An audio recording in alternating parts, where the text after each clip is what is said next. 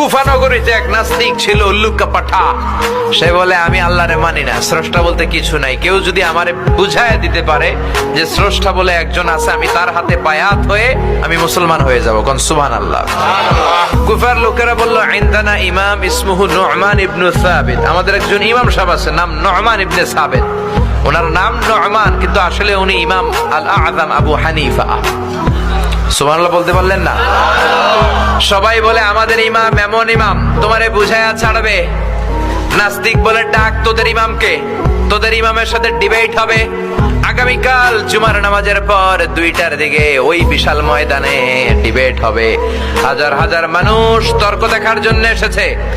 ইমাম আযম আবু হানিফা আল্লাহর পক্ষে, আর নাস্তিক হলো আল্লাহর বিপক্ষে, ঠিক কি না? হাজার হাজার মানুষ দেখতে এসেছে, দেখি কে জিতে যায়। হাজার হাজার মানুষ আসলো, নাস্তিক আসলো, আসে নাই ইমাম আবু হানিফা। কে আসে নাই?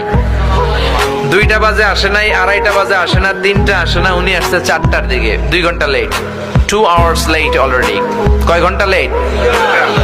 আসার পরে নাস্তিক বলে, কেমন ইমাম যার সময়ের জ্ঞান নাই, এর সাথে আমার কোনো তর্ক নাই। ইমাম আবু হানিফা বলে, ইনদি উযর, আমার কথা আছে, আই হ্যাভ এক্সকিউজ। কি এক্সকিউজ?